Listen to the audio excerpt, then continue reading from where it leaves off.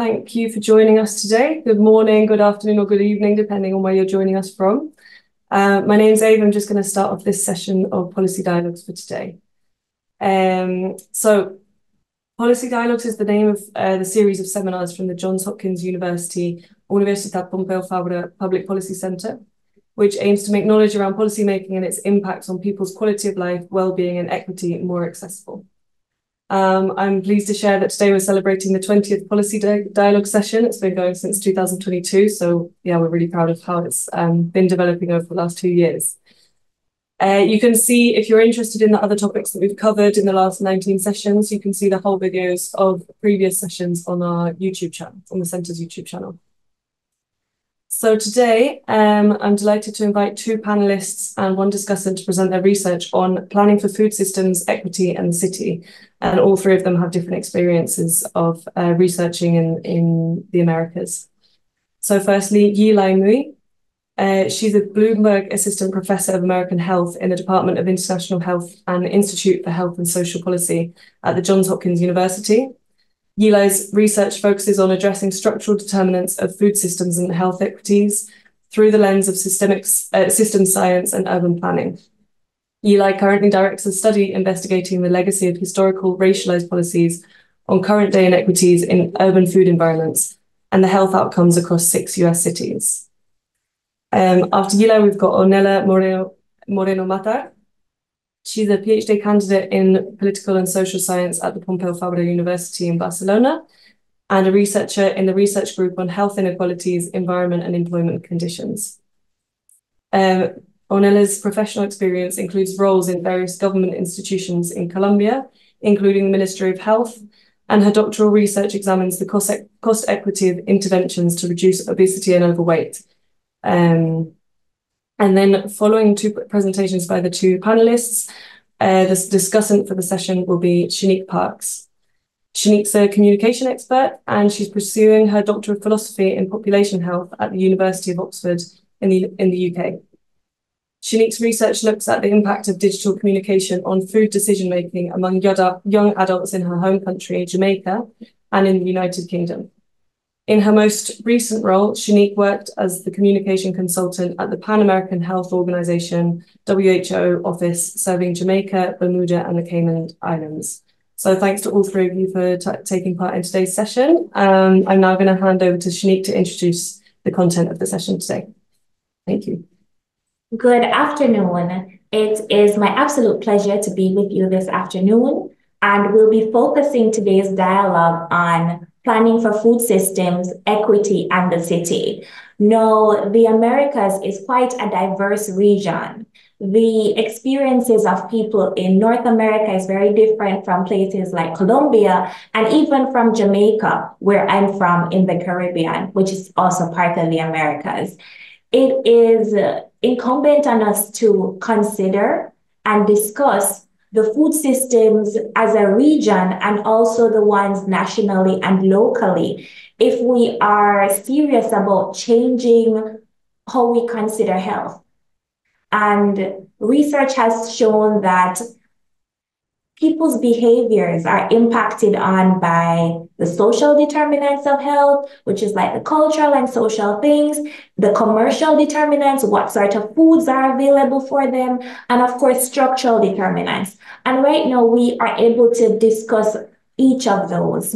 Yili will be discussing the structural determinants, a lot of things focused on the city, while Ornella will take us give us an opportunity to discuss the commercial determinants. And my research really will speak a bit about the social determinants of health. It looks to be a very interesting conversation, and we'll kick things off with Yili's presentation. Without further ado, please go ahead, Yili. Thank you, Shanique. Let me just...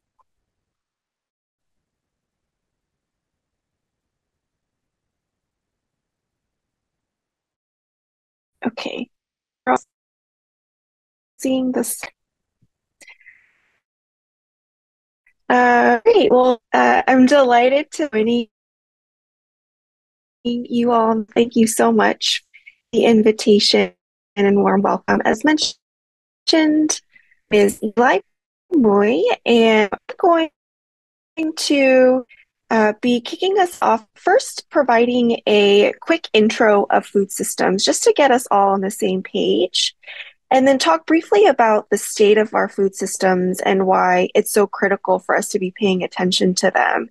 And then I'd like to close my comments by offering a snapshot of a few specific tools that I think can be used to transition us towards more resilient, responsive, and equitable food systems. So just with some definitions first. So what is a system? A system is made up of three key components. First, a set of pieces and parts that are interconnected in a pattern or some kind of system structure. That three then produces a set of behaviors to achieve some kind of purpose or goal over time. And importantly, a system is more than the sum of its parts. It's really the product of their interactions. And so here are just a few examples of systems that we encounter in our day-to-day lives. We have healthcare systems, we have educational systems, and transportation systems. And so what are food systems? So food systems are made up of several key interconnected components that involve a whole web of activities, infrastructure, policies, and importantly, people that allow food to get to farm to our plates. And so when we hear food systems, often what comes to mind is growing food. So agriculture and food production, particularly in rural spaces. So this component of food systems involves all the resources and inputs like labor, land, water, technology to plant, grow, and harvest food. When we talk about food systems, we often also think about the retail food environment, particularly in public health spaces, right? There's a lot of literature around characteristics of food environments, what enables access to healthier food options. There are also components related to food preparations and food consumption preferences. Now, other components of food systems that tend to get less attention but are just as important have to do with this middle infrastructure. So it's processing and packaging food. So this component of food systems involves taking all the raw food materials, so vegetables and fruits, and altering or transforming them in some way that adds value before food products and reach food retailers. So some examples of food transformations have to do with adding nutritional value or extending the shelf life of food or changing the appearance of a particular food. Following that, we then have storage and the distribution of food. And this is really about getting food from the producers and wholesalers to retailers where then they're obtained by consumers. And this component of food systems is really heavily influenced by transportation infrastructure, as well as storage capabilities, marketing, and advertising. And then last but not least, to close this cycle, there's the component related to the disposal and recycling or composting of food, right? So this involves the management of food-related waste, everything from plate waste to spoiled food or byproducts from processing facilities. So just to illustrate a specific example and the complete journey of a given food, let's think about orange juice, right? This involves everything, all the inputs, people, resources to grow oranges, then to process and package them in bottles, then distributing those bottled orange juices to retailers where then individuals will purchase them at supermarkets or other food sources, bring them home, perhaps store it in the fridge, and then dispose of or hopefully recycle those bottles. So food systems really involves all of these interconnected components, the resources, people, and policies that influence each stage of the food system. And so I'd like to highlight three key areas that make food systems so important. So first, of course, food systems are important for supplying nutritious diets and promoting public health. Second, not only do people rely on agreement and livelihoods, but food systems are also support a whole range of industries, including food processing, distribution, retail, and food service. And then last but not least, affect and are affected by the environment and climate. So I'll dig a little bit deeper here in the next few slides. So we know that nutritious diets are essential for making sure that current and future generations are healthy across the lifespan. And yet our food systems are not designed in a way to make healthy options the easy, affordable choice. Instead, food systems in the United States and increasingly across the globe provides many low-cost, calorie-dense food options that promote overconsumption of calories, saturated fats, sodium, and added sugars, and large processed foods like sugary drinks or packaged snacks. And our food systems encourage underconsumption of fruits, vegetables, nuts, and whole grains. And so as a result, diet is the #1 risk factor contributing to the burden of disease, not just in the US, but globally. So here is just a heat map table showing you top risk factors contributing to morbidity and mortality across the globe. And the red or darker shades are indicating those highest ranking risk factors in the US and across global North countries, also including Spain. So you can see up at the very top, dietary risks being the leading cause of mortality and morbidity. And when we look at the top 10 risk factors, there are several others also related to diet and diet quality, including BMI, high blood pressure, high fasting plasma glucose, as well as total cholesterol.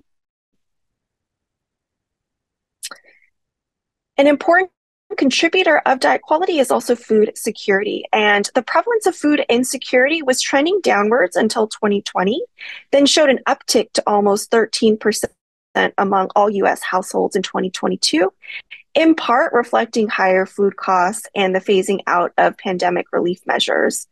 There are also very stark differences across subpopulations, where in 2022, food insecurity for households that were American Indian or Alaska Native, Black, Hispanic, or multiracial was more than double the rate for white households. And these types of social disparities in terms of food insecurity are also trends that we see in other communities worldwide. So in addition to supporting nutritious diets and health, food systems also support the livelihoods of millions. In the United States, 21.5 million workers across the food system make up the largest US worker group, supporting a wide range of industries from food production, including farm workers and fishermen, to processing, including workers such as manufacturing workers, packaging workers, all the way through distribution, retail, food service, and waste management. Now, in spite of food systems workers' significant contributions, author Mark, I think, does a really poignant job of summing up the challenges food system workers face. And this comes from The Food Gap. He states, the people who do the dirtiest and toughest jobs in our food system come from the same categories as the people who have the fewest choices, live the shortest lives, and struggle the most to put food on the table. And so these intersecting vulnerabilities really impact health and well-being of food system workers. So for example, often working conditions can be dangerous, and food system workers face the risk of high injury, high rates of illness. Jobs can often be precarious where they're part-time, and workers face inconsistent schedules as well as tipped and piecework. And then further compounding these challenges are low wages and lacking benefits such as healthcare benefits. And so while everyone relies on food system workers to meet their basic needs for sustenance, many food system workers do not have secure livelihoods and continue to remain on the margins of society. So food systems are important for nutrition and health.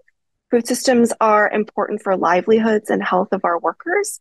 And lastly, of course, the environment. So we know that food systems affect and are affected by environmental domains like biodiversity, land use, carbon emissions and climate, water use, and pollution. So as an example, land clearing leads to greenhouse gas emissions and can impact the biodiversity of our natural habitats. And so therefore, halting deforestation and land conversion can reduce carbon emissions and protect. As another example, whether it's coming from runoff from food production or whether it's solid waste such as non-degradable plastics, pollution harm and can further limit water for future food production.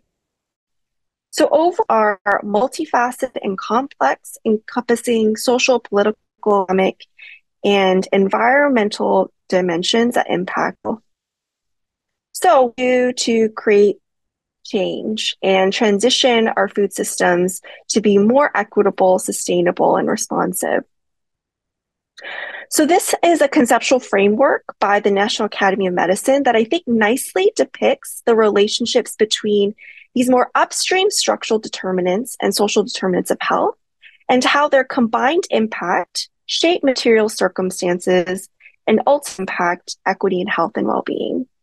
So here I'm defining structural determinants as a social, political, economic systems that influence the distribution or maldistribution of resources that are really important to support health. And one example of such a social, political, economic system is urban planning through like social policy, public policies, is a critical enabler for health by shaping our built environments and opportunities for work, housing, education, healthcare, food, and more. And so all of these impacting our material circumstances and health. And so one way that urban planning happens is through a formal process of what's called comprehensive plans. And comprehensive plans are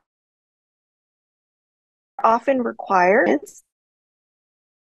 And these are documents, often pages long, that promote public health because they shape our built environments through decisions and regulations that impact land use, transportation, housing, economic development, and if not explicitly, implicitly impacting our.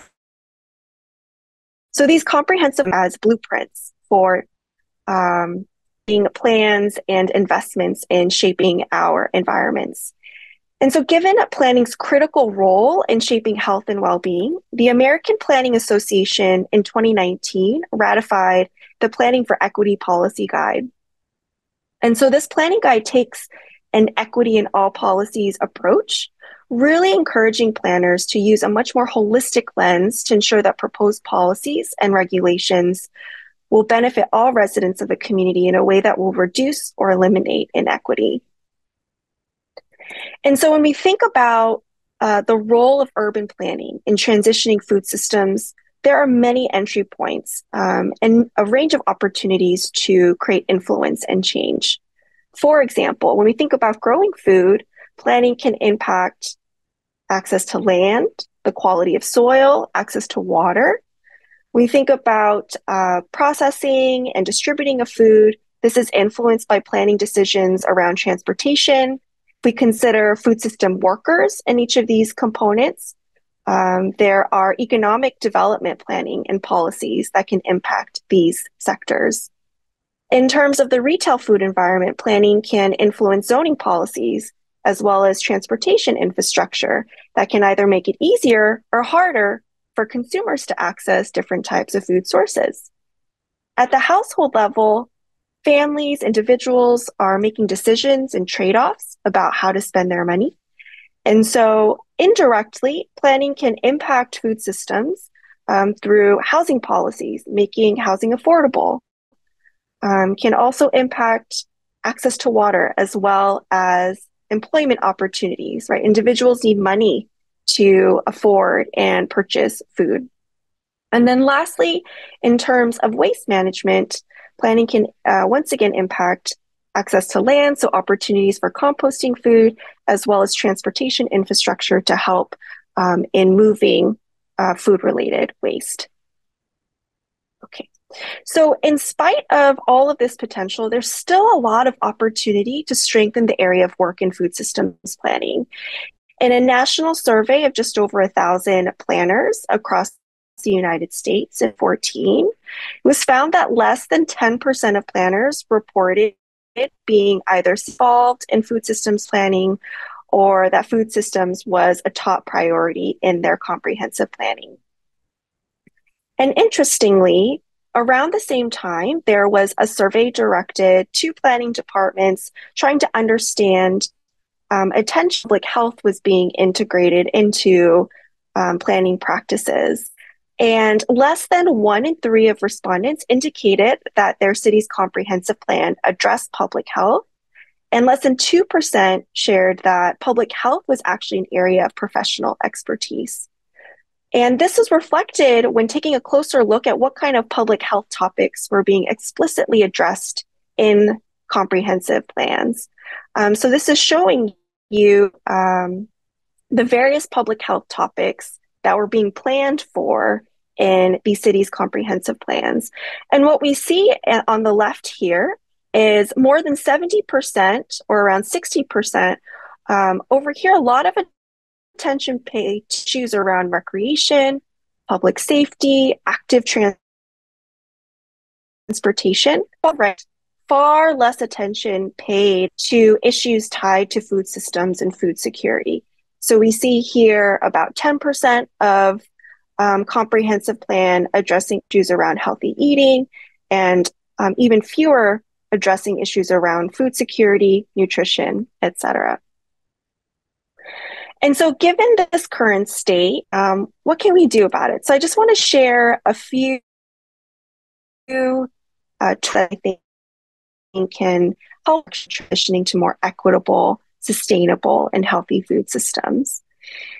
So because comprehensive plans, as I shared, are blueprints and really direct the future growth and investments in these, it really this overarching plan and provides a policy framework, right? So one area of increasing work involves plan evaluations. So looking at cities' municipal comprehensive plans and evaluating the quality of those plans and the extent to which they're addressing issues around equity and food systems.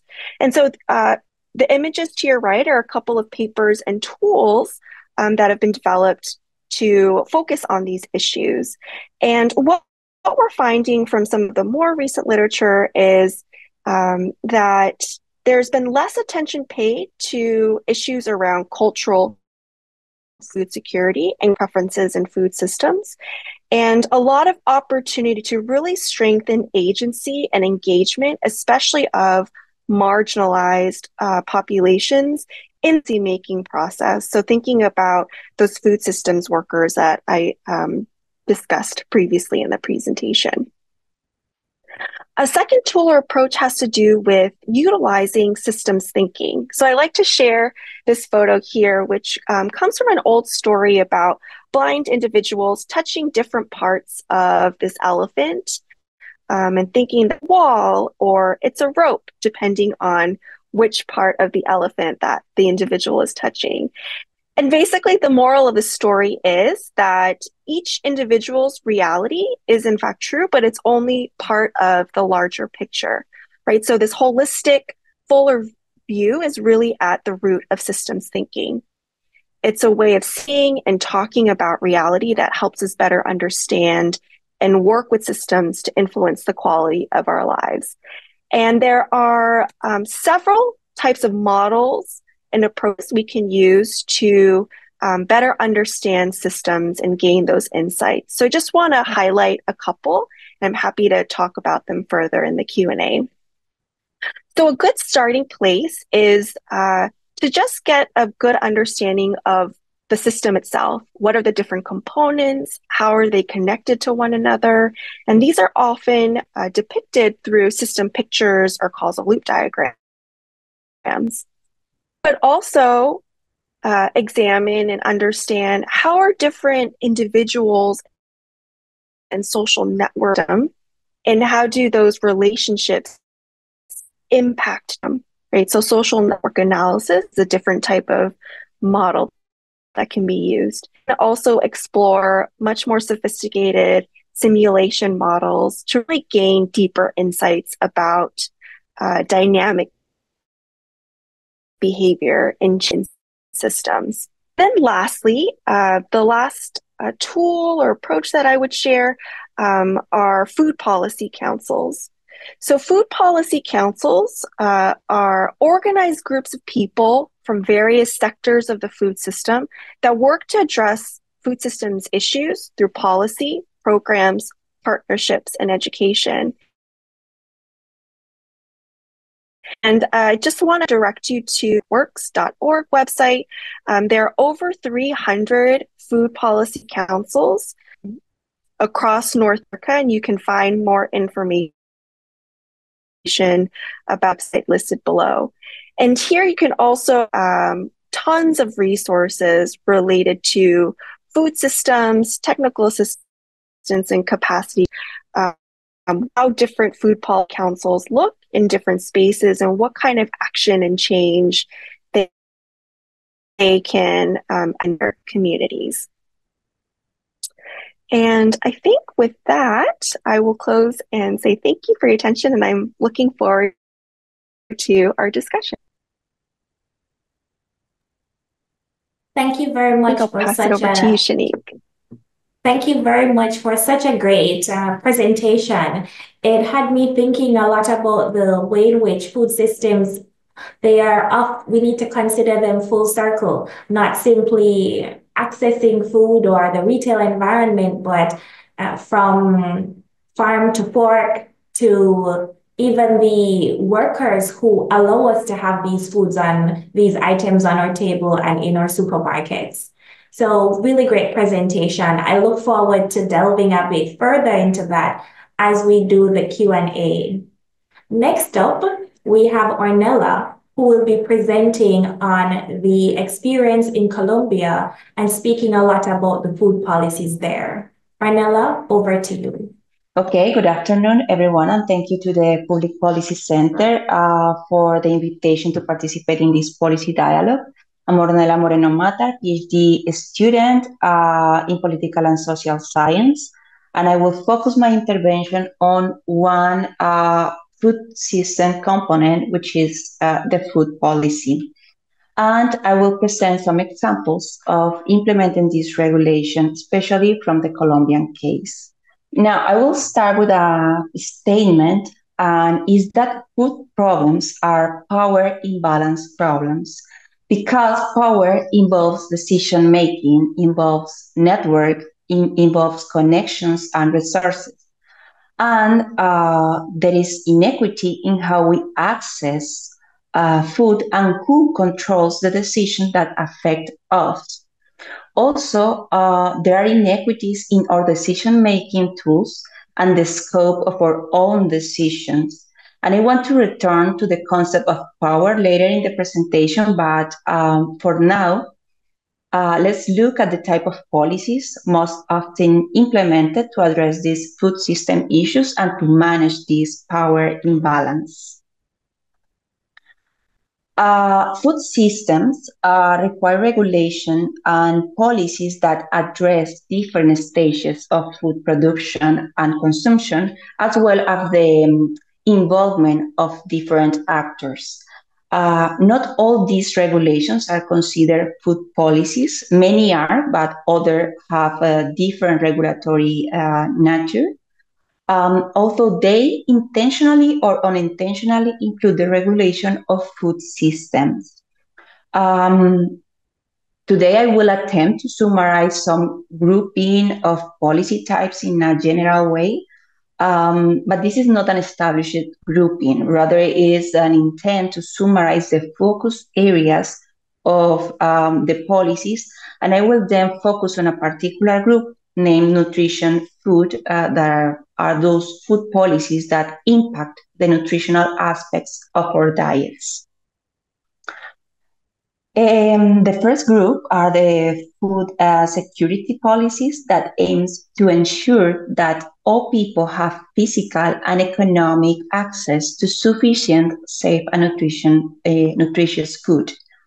They include food assistance programs such as food stamp and distribution programs for low-income individuals.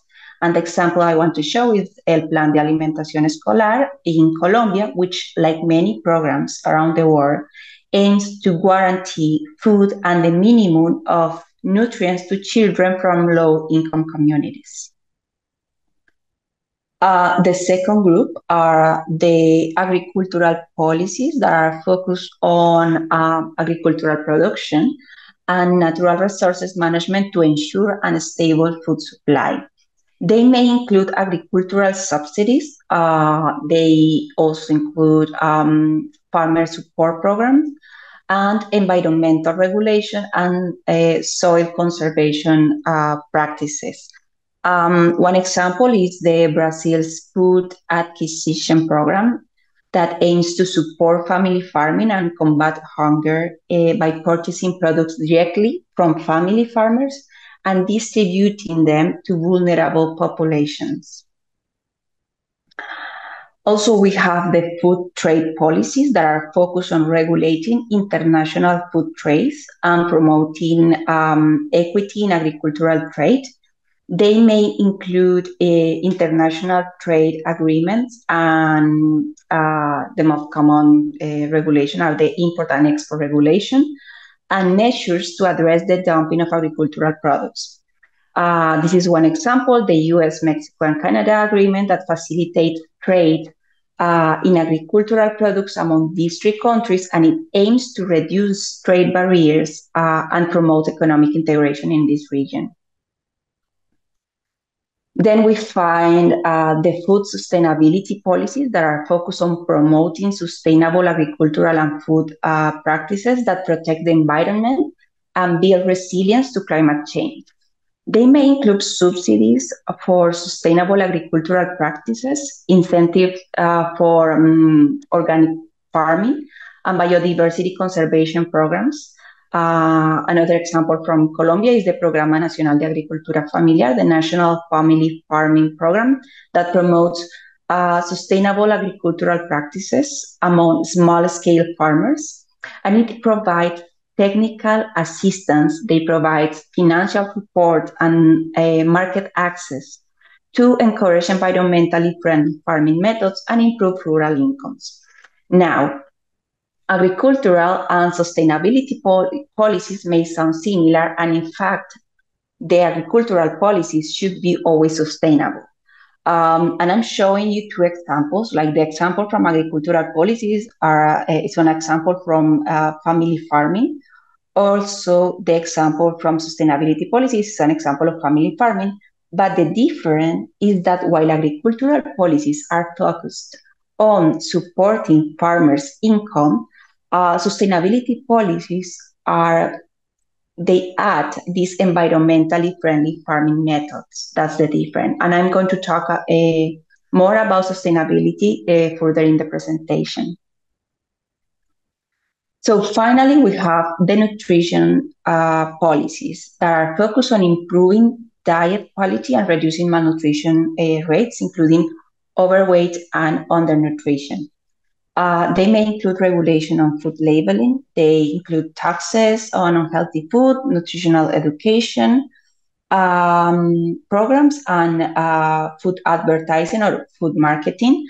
This is one example, la ley del impuesto especial sobre producción de servicios in Mexico that is a law that imposes a tax on sugary drinks. This tax aims to reduce the consumption of sugary drinks and combat obesity and related health issues. Nowadays, around 74 countries have taxes on sugary drinks, including Colombia, and I will show you more about this topic in a few minutes. And while different food policies are essential in shaping our food environment, nutrition food are food policies that influence dietary behaviors and consequently health outcomes and health inequities that are the unfair distribution of those health outcomes. So from now, I will focus on Colombia, presenting its case in terms of food policy, and I would like to present a couple of contextual figures. The Minister of Health, based on reports from the Public Health Surveillance System, estimate that by 2023, the prevalence of acute malnutrition was 0.65% in Colombia. And this is a very questionable number because many organizations and researchers affirm that this is an underestimated number, but this is the official number that we have now from the government. On the other hand, in 2015, it was estimated that prevalence of overweight was 25% in children and 70.7% in adolescents.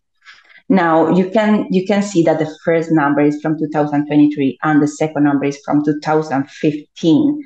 And this is important because Colombia faces a significant limitation, which is the lack of updated data. The most recent publicly available National Health and Nutrition Survey dates back to 2015, nearly a decade ago. And unfortunately, much of our knowledge regarding the nutritional health of Colombians is based on this outdated information. There are some exceptions, of course. This acute malnutrition number is from hospitals' reports. And for example, we have some studies, some experiments that are using small samples and focus group. But if we talk about national information, updated data is scarce.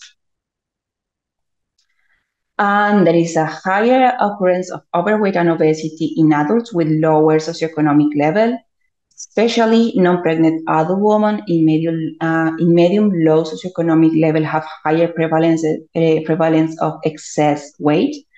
Among children, higher socioeconomic level is linked to an increased risk of overweight. So we can tell that there are two populations, adults and children, and in adults, the lower socioeconomic level, the higher the risk of overweight and obesity. But in children, the higher socioeconomic level, the higher the risk of overweight and obesity. So this is an inverted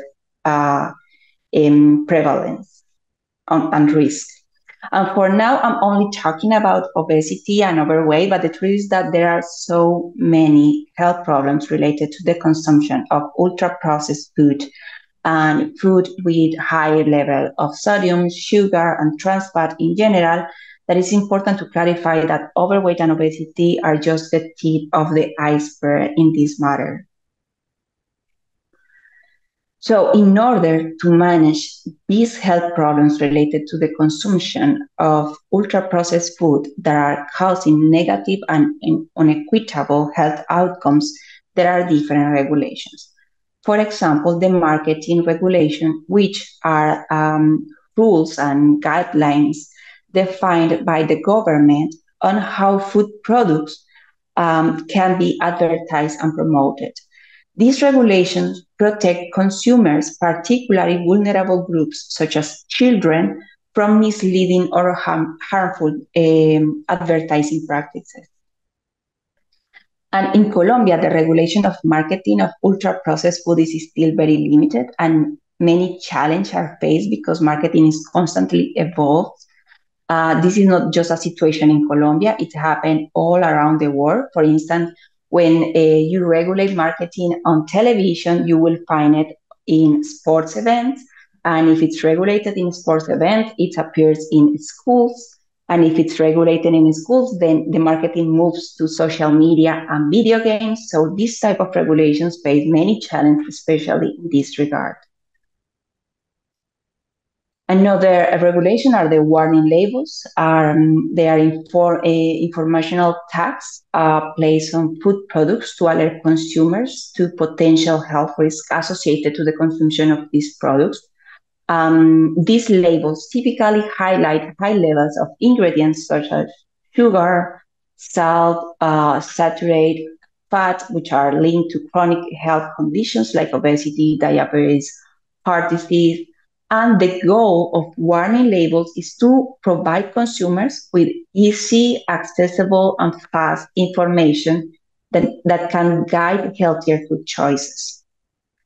In Colombia, the front of package label was finally implemented in December of 2022 after some setbacks along the way.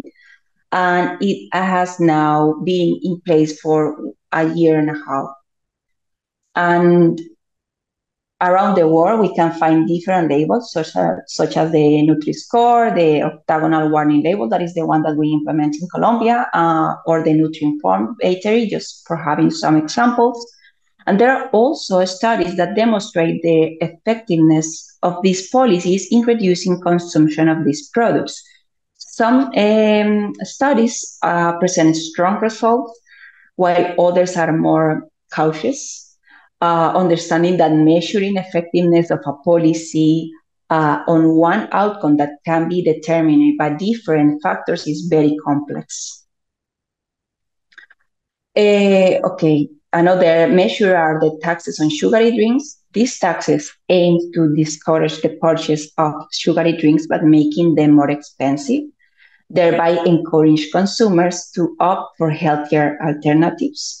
This is very important because food prices especially affect lower income households. Evidence strongly suggests that health inequities are partly driven by the substantially lower cost of diets with added sugar and fat compared with the healthful diets of fruit and vegetables and whole grain, etc.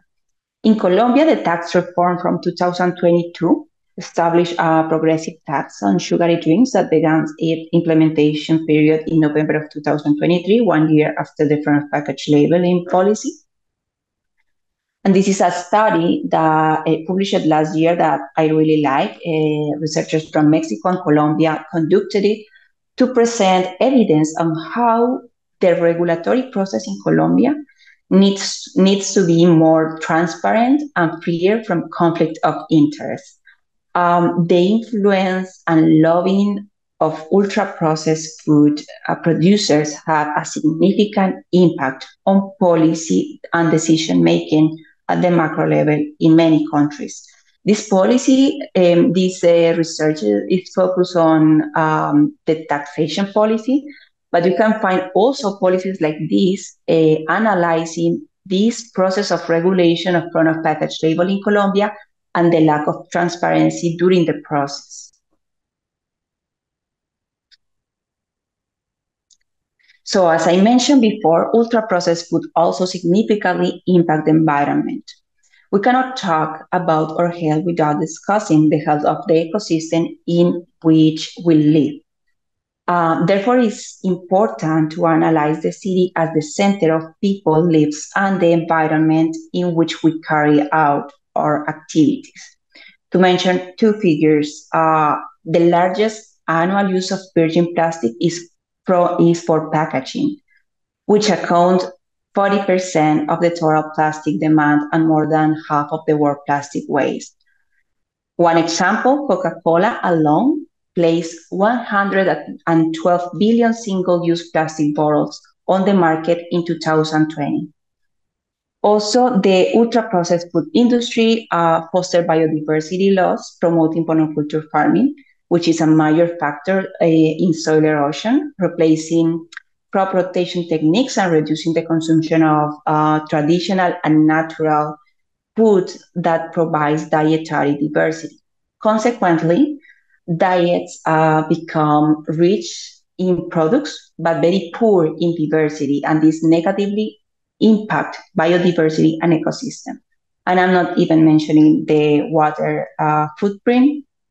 Just to mention, in Colombia, The regulation of single-use plastic will come into effect next month in July. Although this is not a food policy, it is closely related to commercialization of ultra-processed food. And finally, what do we need? And we need a lot of things. We need, first of all, we need data, we need information. It is not easy to implement effective policies without data, and it's a very important limitation, not only in Colombia, but in many countries worldwide. We also need advocacy and power. We cannot accept that this is how it has been for years. Things can change, policies are effective, and we can keep improving the measures. And finally, recognizing the power imbalance means understanding that food justice is connected to social justice and to climate and environmental and economic justice. So we cannot allow multinationals to decide what we eat because they don't care about our health. They care about profit. So we, as individuals, as societal and political actors, should not only take care of ourselves, but also demand that our governments take care of our health by implementing effective pool of food policies. And I think this is my last slide. Thank you. Thank you very much, Ornella.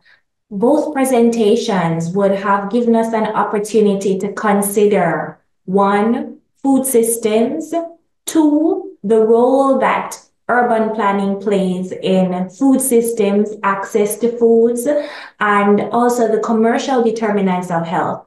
After having listened to both presentations, I am ready to, one, visit my city council and advocate for myself, and two, really delve further into the importance of food policies to guide what we eat and what we have access to.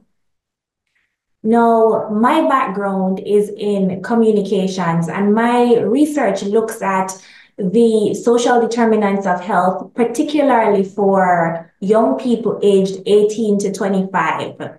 Now, for many people, 18 to 25 is this age where you are having your first blush at adulthood. You are no longer a child at home. You may be attending university. You are shifting your dependence from your family to friends.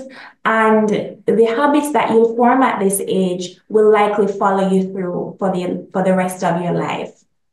This is an important stage because this is when you're building health behaviors. And what we're seeing is that a lot of health-related campaigns are not focused on this group. Yes, we have things related to sexual health and alcohol, but in terms of eating healthy and being able to navigate the food environment, a lot of work has not been done there.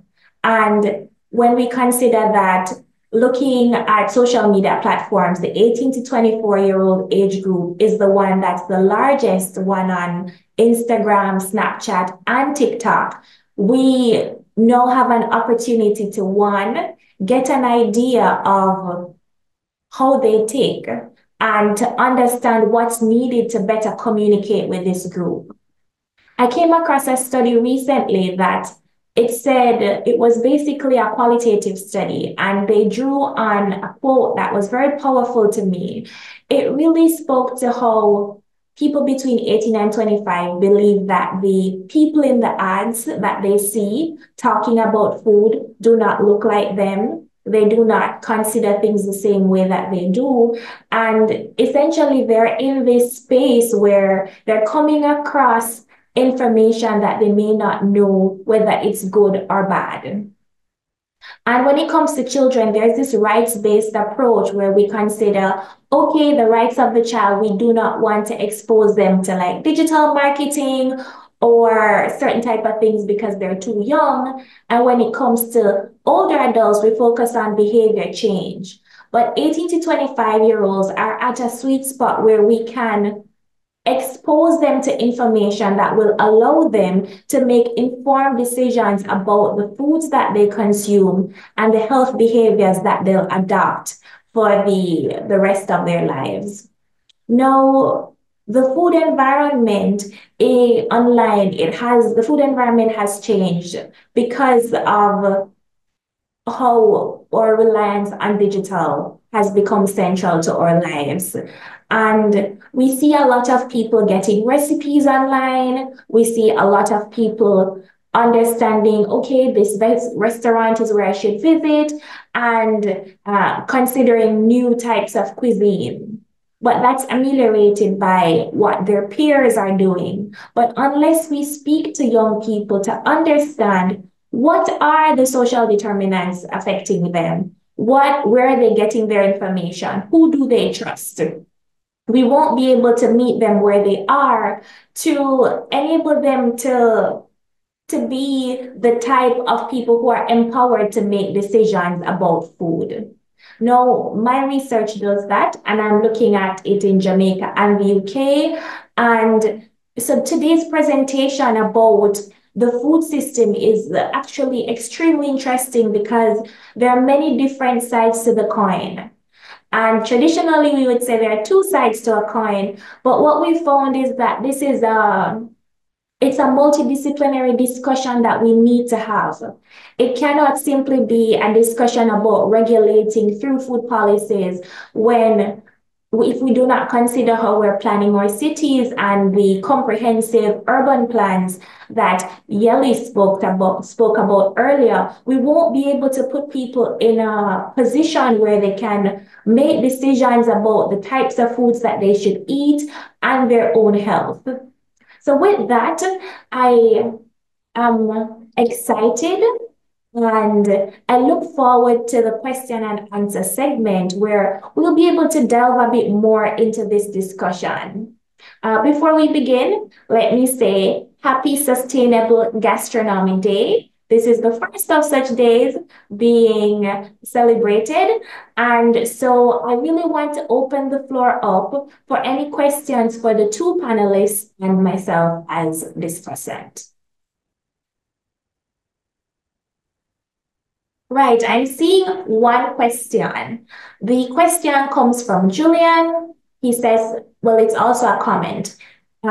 Thanks for the great presentations. I would like to ask how global North's food systems impact positively or negatively in the global South's food systems. And that's one element of the question. The second element is, in cases of negative impacts, do measures exist for allowing the global South's vulnerable groups to participate in the global North's food policy? For example, indigenous people or small farmers. So that's a double-barrel question. And what I'll do, I will pose the first portion of that question to Yili to share about how global North food systems positively or negatively impact the global South. And then I'll ask Ornella to chime in on if there is a way to flip that. Yeah, thank you so much, Julian, for the question. So yeah, I think you raise a very important point in terms of scale of food systems, right? My work largely focuses on local and regional food systems, but there are certainly national and international global food systems. They're all interconnected. In terms of impact between global South and global North food systems, I'll share and draw from some work that I did with colleagues where on the barriers, challenges, but also opportunities that small scale farmers are experiencing in contexts where there's increasing urbanization and development and also challenges around climate change. So for this project, sponsored by the UN FAO, And we spoke in scale farmers in Kerala, India, in Jamaica, and Accra, Ghana. And what we did was examined how the local comprehensive planning context and policy impact or created barriers forced around land use and providing resource thrive. And so what we learned, what I learned and took away is a lot of the barriers and challenges that farmers from these contexts were not so experiencing here in the US context, right? So I think that there's a lot of opportunity for learning across contexts.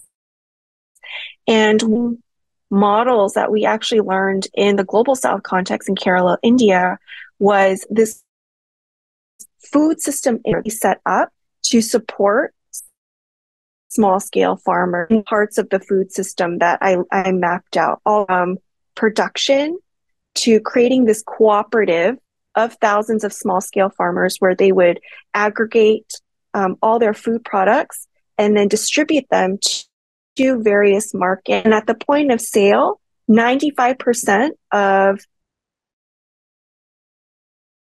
the sales are, and 5% would to the cooperative towards benefits or bonuses that would go back to small scale farmers at the end of the year, whether for health, educational expenses for family members, etc. So I see this as an example of a positive learn in terms of a full comprehensive food system that we could, learn from in terms of what's going on in the global south and applying it in the. So I'll pause there and see if and turn it over to Ornella.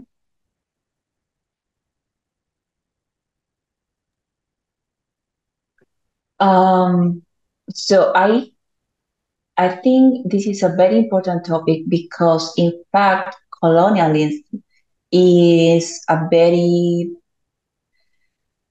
it's a question that we have debate in food system from the global south in many scenarios. And I will say that there are two type of policies that can approach this. The one is that the one group is, I talk about this in the presentation, are the food trade policies, because I think in food trade policies, in the international trade agreements, governments should take into account the needs of the country and not only diplomatic relations. Sometimes these agreements include only these diplomatic needs, and they sacrifice what the communities need in their own country. And this is not a matter of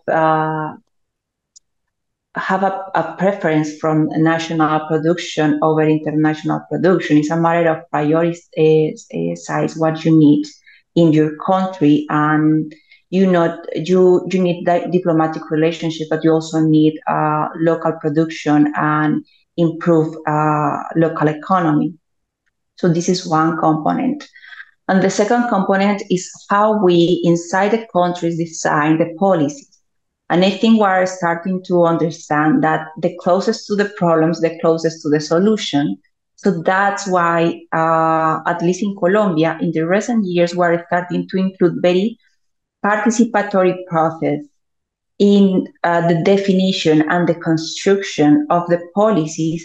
So we understand what the community need and what they are producing in order to not change the dynamic that they are having and they are living in. That's what I can tell about this. Participation is very important, and including local communities into the construction of the policies is crucial in this matter. This is when we talk about national policies. International policy is another universe. So the concept of the local versus global policies and the global north impacting things in the global south and vice versa, is something that's also a huge deal in Jamaica. We are an island with just 3 million people, and it means that we rely a lot on importation. And the experience in Jamaica is that a lot of importation happens, and the local farmers now want to move out of farming to importing. And it means when we have something like a hurricane or we're not able to access goods at a certain cost, the local economy suffers. And the government has been inputting policies like through the Rural Development Agency to encourage farmers to diversify their crops, encourage subsistence farming in the country. And those are things that, while we do not live in a bubble, we have to accept that the nature of international trade means that we're going to get items from the global north and we're also going to export. But I think a lot more can be done to empower people to say, okay, you go into this farming, we can diversify our crops, we change the crops that we offer depending on demand. Another thing that came to mind while Ornella spoke is the fact that we have the opportunity to negotiate as a block of countries.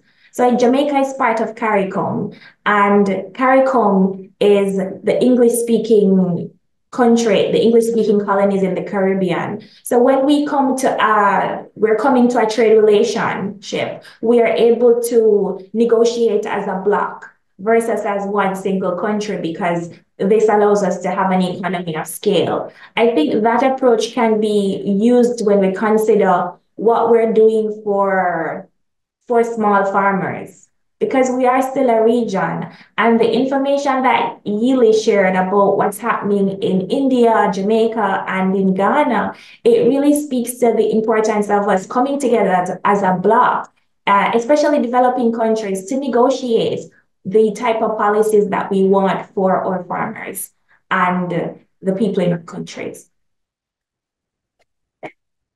Do we have...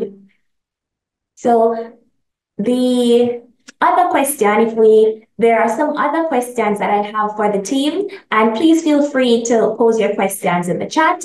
But the first one I have, considering that, as I shared, it's a Sustainable Gastronomy Day, as set out by the UNFAO, is, and this is for both Yili and Ornella, how are food systems being influenced and impacted by the dual burden of malnutrition and obesity? Sorry, Shanique, I think I might have seen a hand go up, the participants, but maybe... Ave is watching the chat, and I haven't seen anything there, but we're happy to take questions. So if there's a hand going up or you put it in the chat, we'll definitely pose that question to the panelists. Or no, do you want to take this one first, and I'll... Yeah, I can start. Okay, well, I think dual burden of malnutrition is a topic we have been discussing in Colombia for years because it's so evident for us. We have places where we can see it very clearly. Like in my presentation, I mentioned two figures related to child population. So we could see 25% of overweight and at the same time 0.65% of malnutrition, acute malnutrition.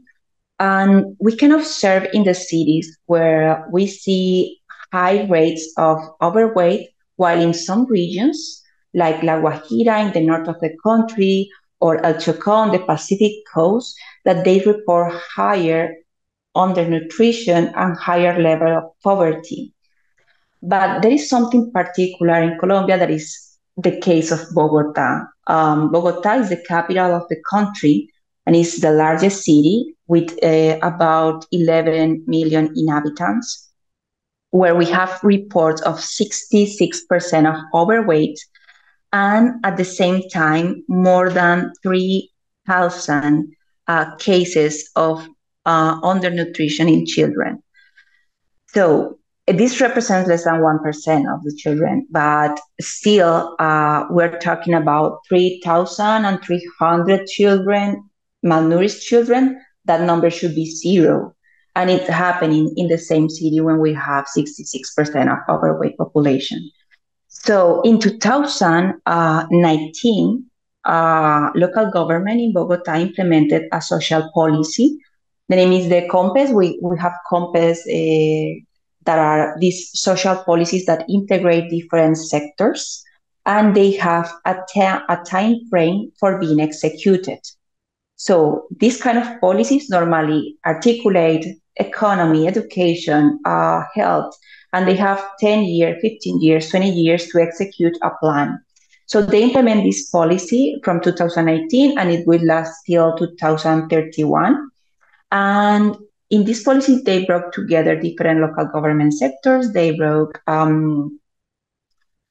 labor, health, education, economy, and they include activities focused on increasing employment because we know that reducing poverty rates can improve people's diets. They include activities related to strength productivity in the rural areas that are surrounded the city. And they also include efficient management of water resources, activities with schools, management of soil and rural properties. And this sounds like a really good plan for the city, but until we see results, we won't know if it has been really effective because these plans normally have very broad actions. So one limitation that I see, even though they have a very good intentions and they are articulating different needs for these two troubles, what I see is that they need to be more concrete in activities. That's what I'm waiting to see, like results in this matter. That's my experience in this.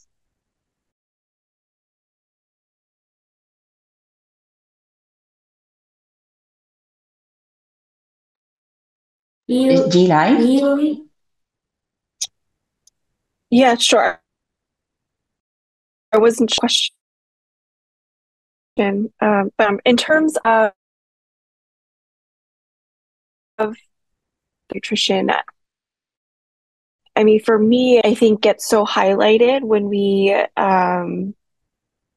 look at the conditions and intersecting vulnerabilities that our food system workers experience. So the fact that the players, aggregators, those working in the retail sector, really enabling us as consumers to get food, they themselves do not have sufficient food oftentimes to maintain their own health. So I think it really highlights the need for individuals who are slightly involved in making our food systems happen to be a part of the policy making process and those solutions. So this is getting at those governance structures. And I think food policy councils, as an example, is one more space and opportunity can be created for the individuals with the lived experience professionally informing how our food system should be designed to support more equitable, nutritious food options.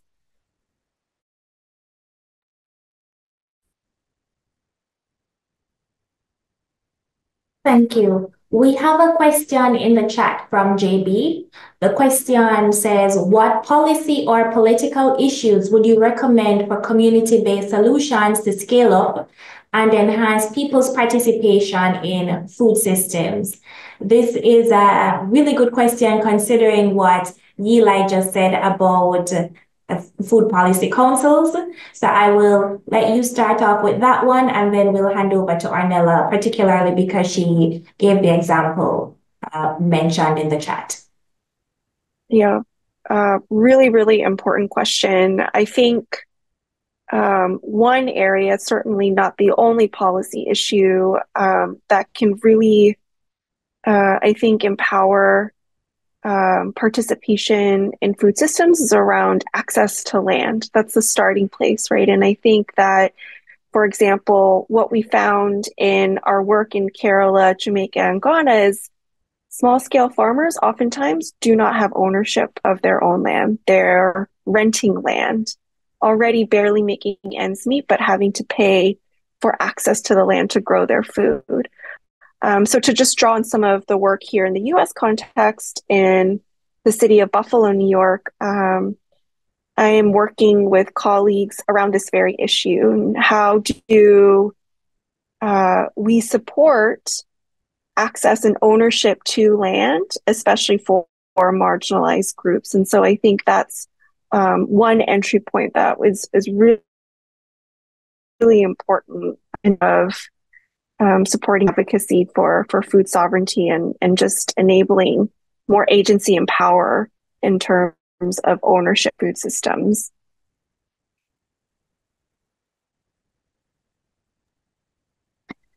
So I didn't present the example of Via Campesina. I don't know that well. I know they are in different countries, and they are in Colombia because I have seen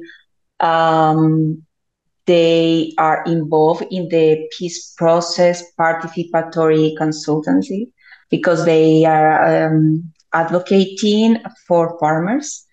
But I know very well the example of Red Papas in Colombia. I think this organization that initiated as an organization of parents concerned about the health of the children years ago, this organization have transformed the food system in Colombia.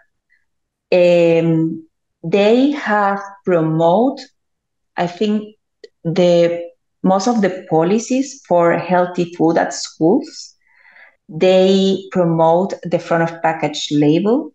They ask for the change of the figure, because initially it was a circle and they changed it for an octagonal figure because they found it was more effective due to some studies made in other countries. And they have advocated so much. They now are defending the faster implementation because the tax for sugary drinks it's not complete implemented. It's step by step. They are pushing the faster implementation of the policy because they know they need to change the dynamic of the consumption of this food in the country. So I think they are a good example of how to advocate for this. They tend to participate in every political scenario. They use a lot the media, the social media, and the journalists and TV to explain and to educate other citizens. They are not experts, they are parents normally, but they advocate to educate other citizens like them are very concerned about the health of the children in Colombia. So I think this is an amazing example of how social movement, how this participatory process can make and can improve a food system, at least in a country like Colombia.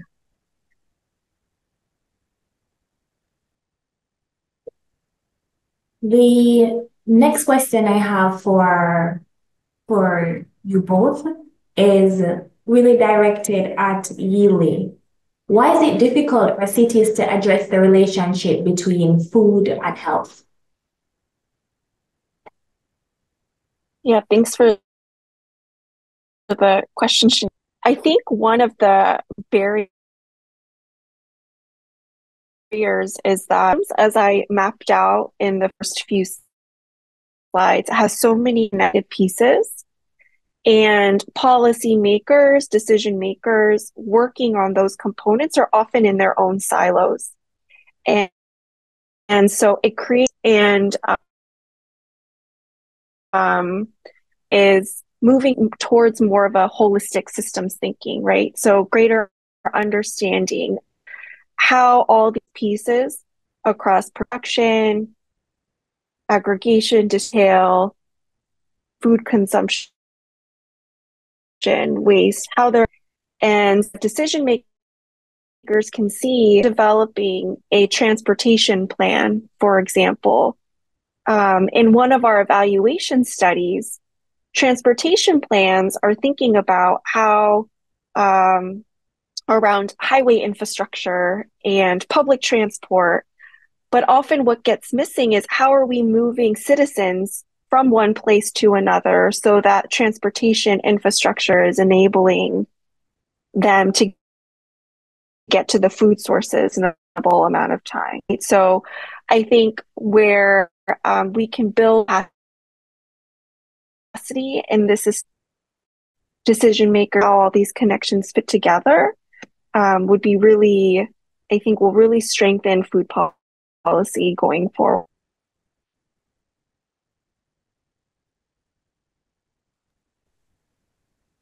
A question has just come up in the chat regarding the role of women in food systems and the impact of gender inequality on the issues that we've been discussing. The question says, I have heard that women are often most affected by food insecurity and related issues, but how does this work? Since Yile has just answered the last question, I'll start off with Ornella before handing over to Yile to give her response. Yes. Okay. As a woman deeply involved in this field, I have seen firsthand how crucial women's role are from agriculture to policy making. However, we often face significant barriers due to deep-rooted gender disparities. And empowering women in food system is not just about fairness, it is essential for creating resilient and sustainable food systems. In Colombia, gender inequity exacerbates food insecurity, and it is closely linked to poverty and migration. And women often face hunger due to economic and sociocultural factors, including limited education and employment in opportunities. I will say, just for mention some numbers, in Colombia, about 22 million people work in general, like 22 people have employed in Colombia. And 4.8 jobs are on agriculture sector, 4.8 million. So 4.8 million people are working on positions in agriculture. That's the second biggest group in the country. And from this group, 4.8 million, only 16% are women, and the other 84% are men. And this is a number from the Minister of Agriculture. Men work in this field normally around 11 hours, and they have the recognition, the payment for around 74% of this time. But women working on this field work around 14 hours per day, and they receive the payment of the 40% of this time. So it means that 60% of the time that women are working on farm is unpaid.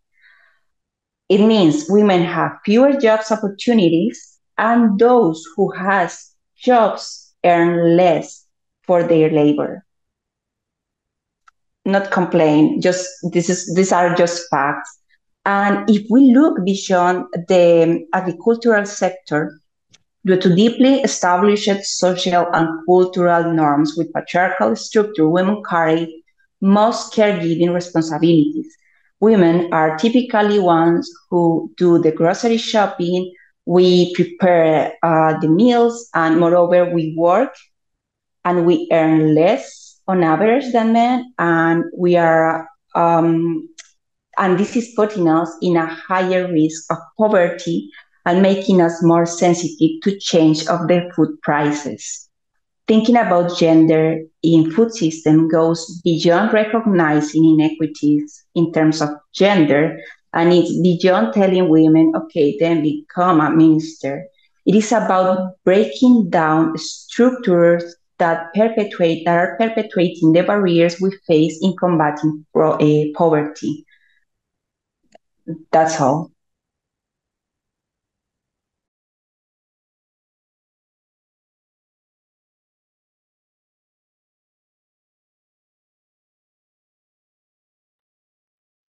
Really? Did you want to weigh in?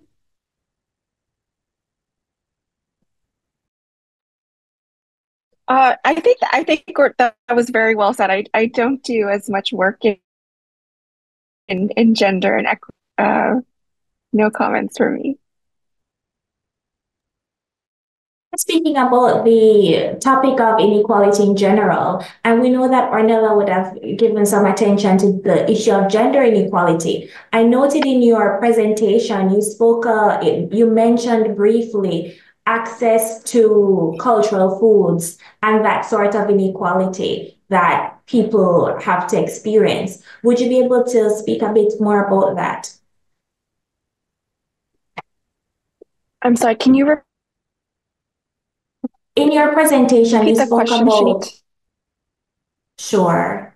We also have one in the chat, so I'll be very quick. In your presentation, you spoke briefly about access to cultural goods and how that plays a role in the food system and how people who are trying to access these goods can't. I wondered if you wanted to expound on that since we're speaking briefly about the inequalities people face in their interaction with the food system. Sure. Yeah, so in terms of cultural food insecurity, what we found in the US context, so some of my work in comprehensive different jurisdictions, the US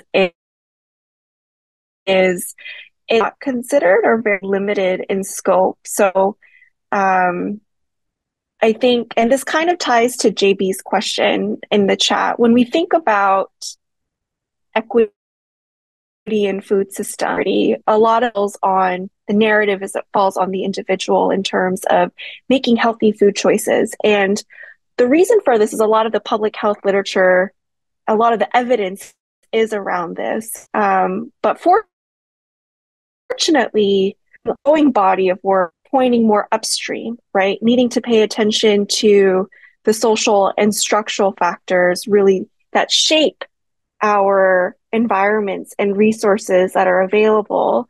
And as I shared in my comments, the nutritious choice is not the healthy choice, the way our food systems are generally designed currently. And so one terms of promoting more equitable access to nutritious, healthy options, considering the variety of people from different backgrounds and cultures experience cultural value to it, social value to it. There are different food ways. I think that the more that we can understand and account for that, then be more accessible to more people. How we get those very decision-making processes, right? So at least out of the healthy food options are, for example, broccoli or spinach, but that's not the healthy food background. So I think there's a lot of opportunity and think more broad how we think about what makes a healthy nutrition. Thank you very much. So inadvertently, you've answered both questions, one regarding the cultural aspect and two, the question from JB in the chat. And it is very good that you did because we are 3 minutes to the end of our panel discussion. And I want us to take the next 3 minutes to give the panelists a moment for a final word that you'd like to leave the audience with? Something to consider, a plan of action, a call to action, or some sort of go forward that they should consider. I will start with Ornella, as Yili has just spoken, and then Yili will speak thereafter. I think we should advocate more about our rights to healthy food. I think we should know that this is not just my decision to not drink this soda and I will just drink water. It's not just that decision. It's about how the completely system is focused on make us less healthy, to make us sick. It's how these corporations are implementing actions to manipulate our decisions. So we need to know that, and we need to know that we can change that. We can participate in policies. We can demand the governments to implement better policies. We can inform ourselves, and we can ask for more always. So advocacy is very important. Advocacy is what has changed the food system, at least in my country, and I think it should be the same in every country. Yeah, I agree with, or would add that, I think there's a value in system. So to that picture of the elephant, and each person's reality is one piece of we can try to understand, measure the food system more holistically. I think our solutions will be better informed for who's at the table in terms of informing those decisions. Just to borrow from, it's not just about who's at the table, but who's building the table to begin with, right? So really thinking about voices that are often left out and making sure that those are the ones, when we think about the food system workers, those who are most marginalized, really creating space for those voices instead. How we change our food system. And Shanique, I'll turn it back to you. I think you should work. Thank you very much. So the discussion today has been scintillating. We've spoken about our view of food systems as a whole. We've spoken a bit about the structural, commercial, and social determinants of health. And we've had some really good questions about how do we consider food systems? What policies do we think need to be in place? And where, how, and if we should advocate. And from the final word given by Yili and Ornella, it shows that there's a lot of work still to be done. There's a lot of research opportunities and policy opportunities that are ahead of us. And I think having come away from this session, the aim is for you to take a step back and consider that the food system is it's more than the individual. It's more than our individual choices because we're part of a larger whole. And I really enjoyed what Yili said about not consider who is at the table, but who is building the table, because there are inequalities and even how we consider power and what is possible in the conversations and even how we think about food. It's just such an exciting topic. And I believe we're just at the tip of the iceberg, but I hope that you're left hungry for more. Today is actually the last session for the rest of the academic year. So look out next academic year for another policy dialogue. Thank you very much for joining, and it's been an absolute pleasure spending this time with you. Have a good rest of the day. Thank you. Thank you all.